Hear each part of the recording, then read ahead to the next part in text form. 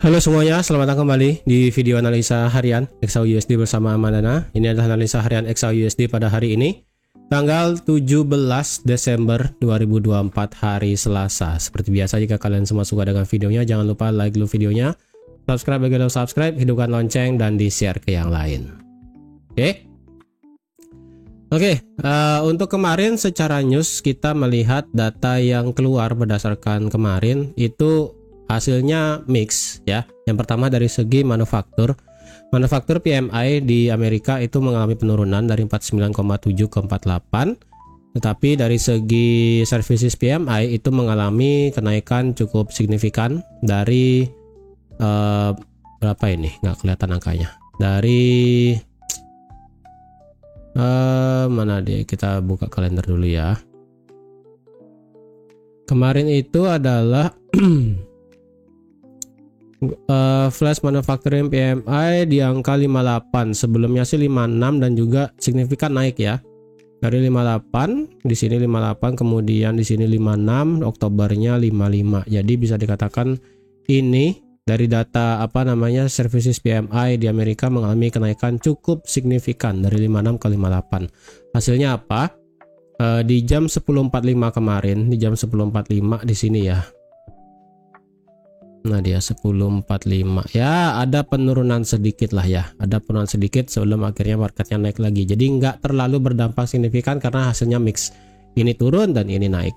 Untuk hari ini, hari Selasa, kita ada news yang lumayan penting juga. Setelah kemarin kita ada data flash services dan juga flash manufacturing, kita juga ada nanti malam yaitu retail sales dan juga core retail. Jadi diperkirakan nanti malam core retailnya di sini mengalami kenaikan juga dari 0,1 ke 0,4, sedangkan dari retail salesnya sendiri akan mengalami kenaikan juga dari 0,4 ke 0,6. Jadi otomatis kalau ini dari segi retail bagus datanya ya, penjualan retail dan juga penjualan inti retail hasilnya bagus dan di atas ekspektasi, di atas forecast, otomatis itu akan bisa menguatkan indeks dolar, menguatkan DXY secara signifikan, dan otomatis XAUUSD bisa mengalami tekanan ke bawah.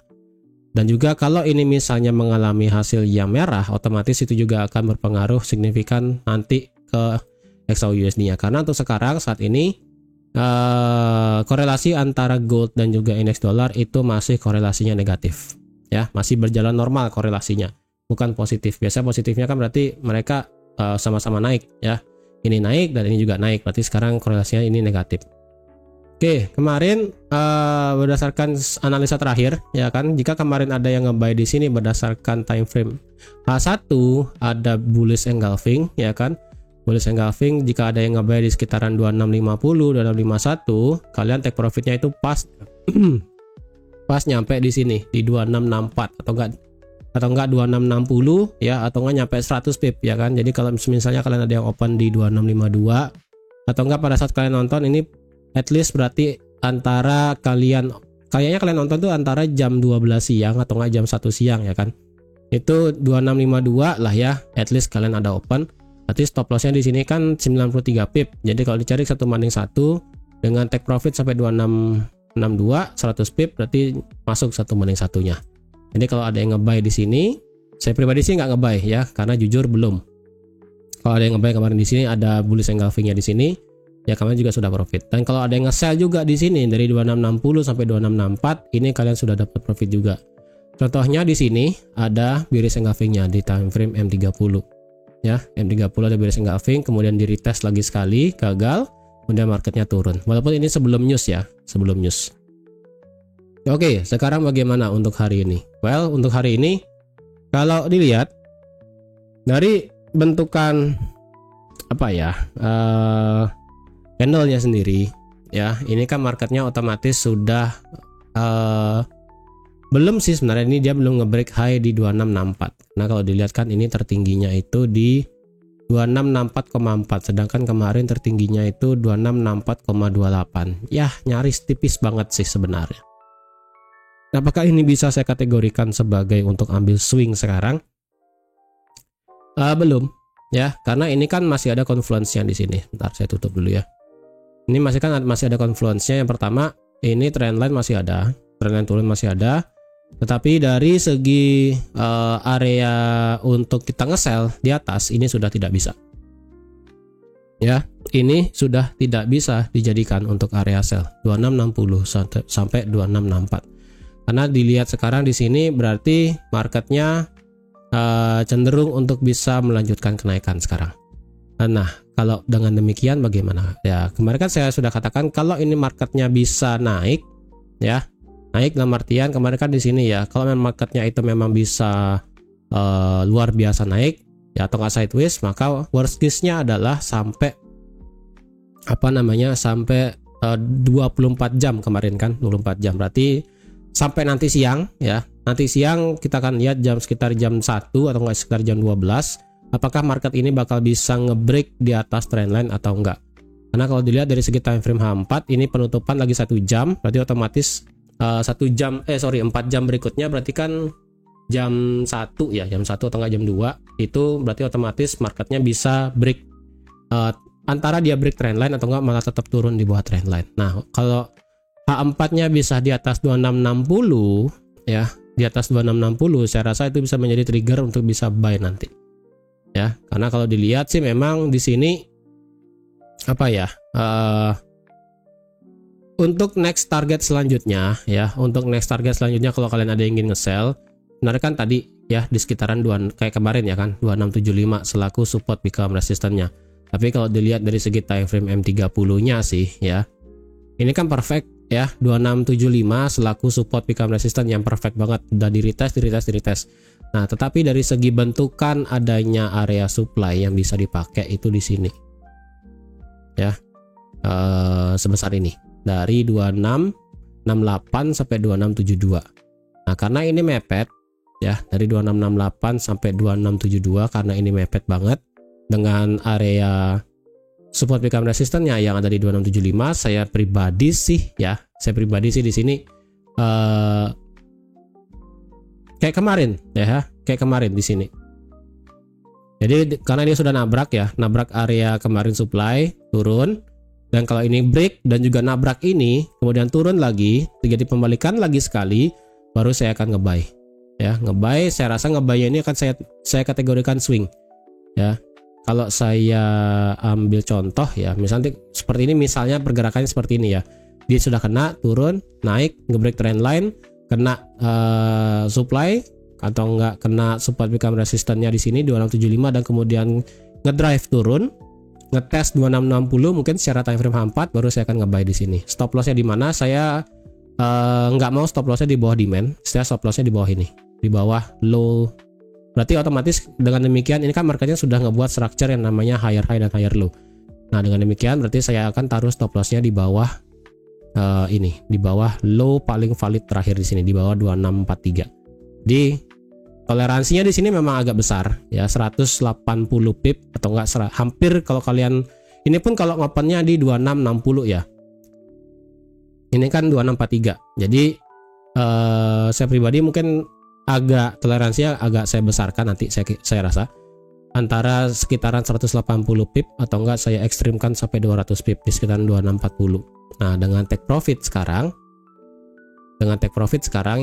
ini yang pertama tentu aja karena ini swing, berarti saya harapkan market itu bisa kembali naik sampai 2720 at least ya. Tapi saya rasa karena ini merupakan di tengah-tengah ya, open swing yang di tengah-tengah, saya rasa saya akan close seperempat ketika marketnya itu kena di 2685. Karena apa? Karena 2685 ini kan selaku drop base drop dari time frame H4 juga. Itu pun kalau marketnya melakukan pergerakan seperti yang saya inginkan ya, break trend line, kena di sini di time frame 30, kemudian retest, kemudian lanjut lagi naik. Kalau seandainya market tidak seperti ini ya, kalau marketnya tidak seperti ini dan marketnya ini langsung lari ke atas, oke, marketnya nabrak sampai sini, turun cuma seiprit doang, saya nggak akan buy di sini. Karena kalau saya nge-buy di sini toleransinya terlalu besar. Karena dengan toleransi risiko terlalu besar sampai sini, dengan take profit atau enggak seperempat saya close sampai 2685, itu benar-benar enggak worth it. Ya, jadi kalau misalnya dia naik di sini ya, benar-benar naik, mengulang kayak kemarin ini kan langsung naik. Kalau dia terus naik tanpa ada penurunan sama sekali atau enggak penurunannya pun ada, cuman saya print doang ya, sedikit sekali seperti ini misalnya, dan langsung nabrak 2685. Nah ketika sudah sampai 2685, saya akan tunggu reaksinya. Kalau sampai sini dan terjadi reaksi turun cukup cepat sampai 2660 dan terjadi pembalikan lagi, saya akan ambil posisi buy-nya di sini. Ya, saya akan tetap ambil buy posisi di sini dengan stop loss-nya di bawah ini. Gitu. Kalau saya nge-sell gimana? Kalau saya nge-sell, saya rasa untuk nge-sell-nya saya nggak prefer nge-sell-nya di sini. Tapi kalau kalian ingin scalping, saya rasa ini bisa dari 2668 sampai 2675. Ini bisa kalian menjadikan patokan kalau ingin ambil sell nanti. 2668 sampai 2672 sampai 2675 dan maksimal sampai 2685. Ini masih kategori bisa nge-sell. Ya. Kalau dicari area fair value gap sekarang di atas sih sebenarnya nggak ada fair value gap, ini udah habis ya. Karena menurut saya pribadi fair value gap yang bagus itu adalah fair value gap yang dua candle sama dan satu candle beda. Menurut saya sih seperti itu. Bukan tiga candle yang besar-besar seperti ini. Menurut saya sih kalau yang di sini fair value gap yang di H1 saya rasa nggak saya masukin ya. Karena menurut saya pribadi yang sudah saya riset ya, kalau ada marketnya itu turun sampai sini, misalnya ini juga kemarin ada contoh fair value gap di sini.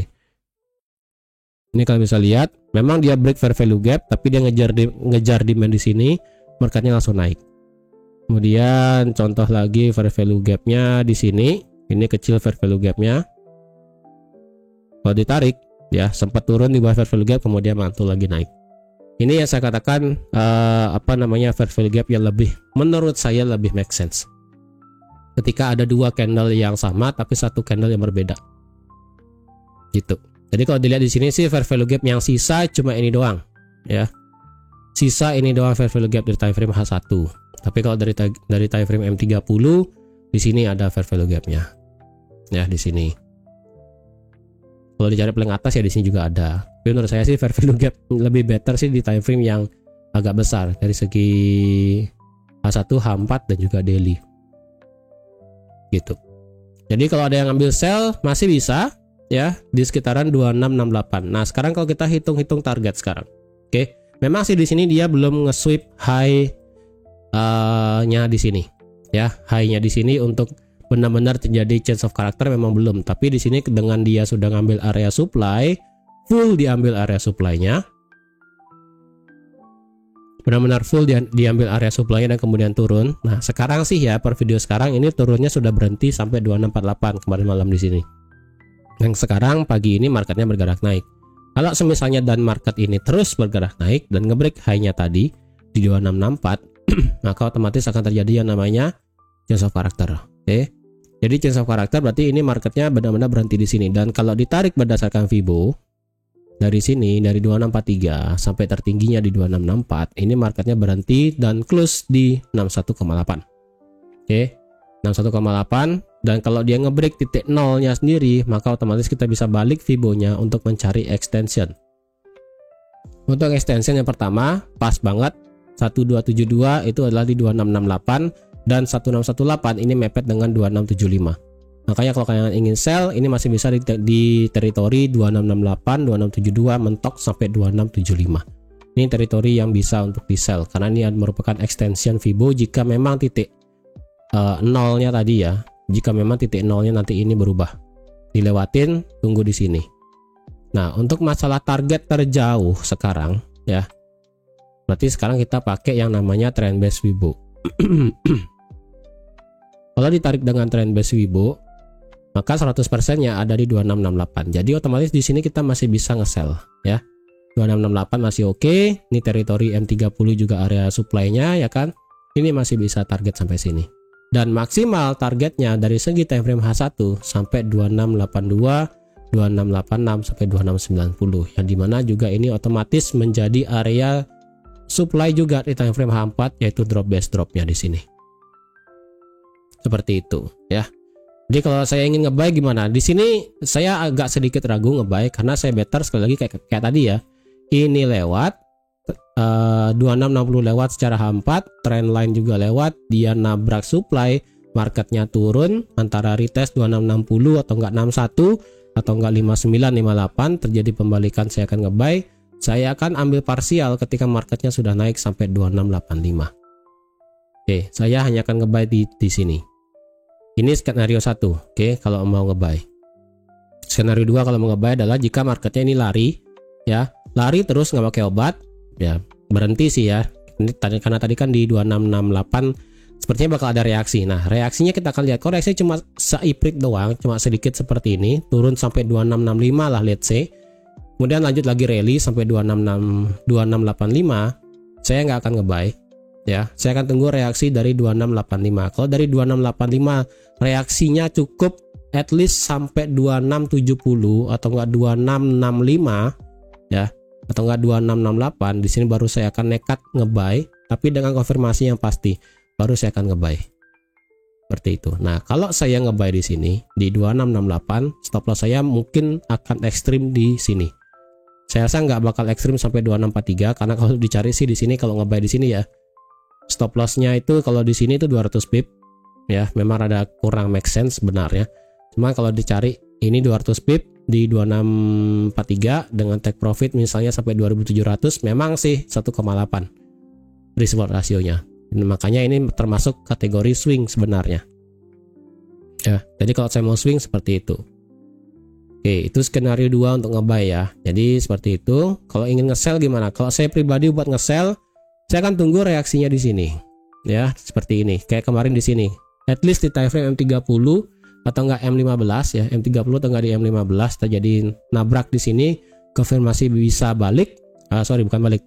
Konfirmasi bisa turun. Kalau saya pandangannya ingin nge-sell, saya akan nge-sell maksimal sampai 2660. Ya, saya akan ambil hanya 80, 90, 100 pip selesai. Itu. Tapi kalau misalnya marketnya kayak tadi di sini ya, naik, tidak ada reaksi ataupun reaksi cuma sedikit doang, ataupun lebih tepatnya nggak ada konfirmasi tapi marketnya turun dan cenderung marketnya buat balik lagi, saya akan tunggu untuk nge-sell di sini. Kalau di sini pun nggak ada reaksi untuk marketnya bisa benar-benar melanjutkan penurunan, melanjutkan adanya reaksi buat turun, tapi marketnya turun, saya pun nggak akan nge-sell di sini. Karena saya worry ya kalau nggak ada konfirmasi turun tapi marketnya itu turun. Ingat ya, konfirmasi style saya itu adalah candle engulfing atau enggak rejection. Udah itu doang. Kalau mencari yang namanya sampai cok atau enggak change of character, dia nge-break support terakhir dan sebagainya, itu pasti rada berat bagi kalian. Makanya simpelnya adalah kalau memang itu marketnya kena area suatu resisten ataupun supply ataupun demand, terjadi yang namanya rejection, terjadi yang namanya engulfing candle, itu bisa menjadi salah satu konfirmasi yang simple sebenarnya, walaupun itu tidak 100% benar ya. Itu bisa menjadi kategori simple untuk kalian bisa entry. Contohnya kayak kemarin di sini. Turun, reject, engulfing di H1. Kemudian kayak kemarin di sini kena supply ya. Kena supply di sini, reject, engulfing di M30, marketnya turun. Simple kayak gitu, nggak perlulah sampai banget kalian itu ngitung yang namanya nanti misalnya di sini jadi change of character kayak begini gitu kan.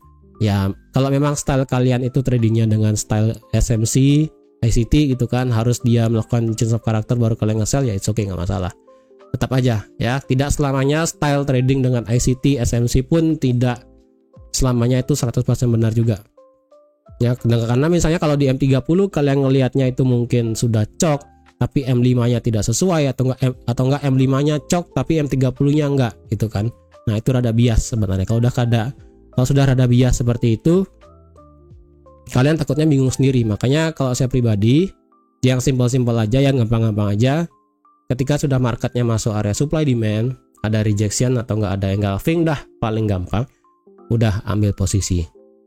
Gampang banget ya, walaupun itu tidak sepenuhnya benar ya, karena tidak bisa dipastikan itu kalau ada engulfing marketnya bisa lanjut nge-reverse ya, karena harus ada kategorinya untuk bisa engulfing, karena kalau terlalu di engulf itu juga tidak bagus menurut saya ya.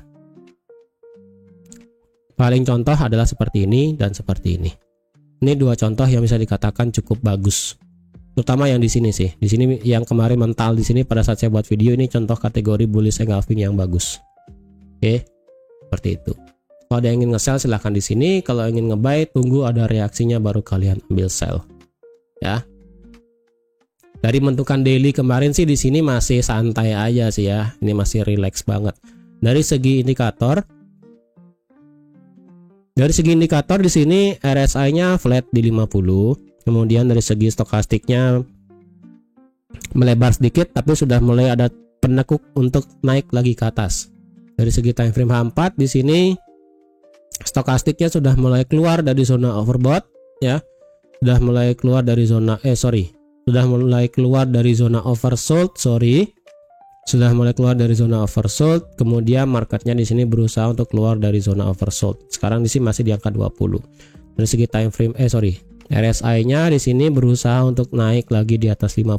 Jadi kalau H4 secara stokastik bisa di atas, bisa ngangkat dan keluar di zona oversold, dan juga dan juga RSI bisa di atas 50. Saya rasa dari segi time frame H1 itu marketnya naik di atas 2670. Saya rasa sih seperti itu ya. Jadi kalau kalian tanya apakah saya ingin nge-swing sekarang, saya sekali lagi jawabannya adalah belum ya. Belum. Saya akan tunggu reaksi di 2670, 2672 sampai 2685. Reaksi seperti apa baru nanti bisa saya kategorikan swing. Kalau kalian nekat sekarang, sekali lagi, kalau kalian ingin nekat nge-buy lagi sekarang, oke, stop lossnya tetap di bawah 2643. Oke, kalau kalian ingin nge-buy sekarang, stop loss di bawah 2643 itu anggaplah di 2640, berarti 155 pip. Take profitnya jika kalian anggap ini adalah swing, berarti take profit kalian adalah sampai di 2706. Itu berarti 495 pip. Kalau ada yang mau swing sekarang karena kalian ingin apa ya bahasanya, ingin resikonya lebih kecil, 150 pip aja, silahkan. Ya, ini merupakan kesempatan kedua setelah kemarin. Ya, kemarin ada yang nge-buy sudah profit. Kalau sekarang ingin nge-buy lagi, resiko 155 pip, silahkan. Ya, ini berarti kalian high risk. Kalau kalian tipenya yang high risk, silahkan, monggo. Tapi saran saya kalau kalian opennya itu 0,01 ya, karena saya tahu nggak banyak kalian bisa di sini nahan sampai 155 pip. Jadi kalau misalnya marketnya sudah naik sampai 2685, saya rasa sih lepas aja ya. Kecuali kalian ada opennya itu lebih dari 0,01, mungkin 0,05, di sekitaran 2685 kalian boleh lepas 0,02, tahan di 0,03 seperti itu. Atau enggak kalau kalian opennya 0,1 misalnya ya boleh 0,03 lepas, atau enggak 0,04 sisain 0,06 0,07 kayak gitu. Karena saya worry-nya di sini di 2685 ini, saya worry-nya marketnya bisa ada reaksi cukup nanti ya untuk bisa market itu lanjut naik lagi soalnya. Saya worry-nya di sini di 2685. Tapi kalau kalian memang benar-benar high risk ya udah. Silahkan buy nanti pada saat kalian nonton videonya sekitaran 2686, 2656, 2655. Stop loss yang penting di bawah 2643. Oke. Kalau kalian nge-sell tunggu di sini ya, 266 di 68 72 75 85 itu sell. Kalau hari ini marketnya gara-gara nanti malam ya, ingat nanti malam kita ada retail sales. Kalau ini hasilnya positif dan ini bisa ngedrive XAUUSD turun di bawah 2636 selaku itu adalah area demand-nya, tetap bisa nge-buy masih. Karena sekali lagi as long as 2612 nggak lewat dan dari daily ini juga nggak lewat 2605, saya rasa ini belum bisa dikategorikan sebagai bearish. Kalau ini gara-gara nanti malam ini marketnya ngedrive turun luar biasa ya, ngedrive turun luar biasa sampai 485 pip ke bawah, ya udah, berarti otomatis besok dan besoknya ini marketnya bisa turun terus sampai ke teritori 2550 lagi.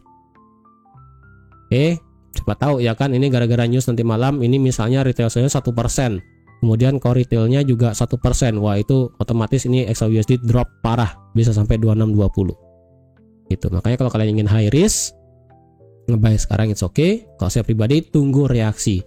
Otomatis kalau tunggu reaksi ini pasti akan menunggu news keluar. News keluar ada reaksinya baru nanti bagaimanapun posisinya. Seperti itu. Oke, jadi sekian dulu untuk analisa XAUUSD pada hari ini. Terima kasih sudah menonton video sampai habis. Terima kasih juga sudah like, share, dan subscribe seperti biasa. Dan sampai jumpa lagi di analisa harian XAUSD selanjutnya. Bye bye.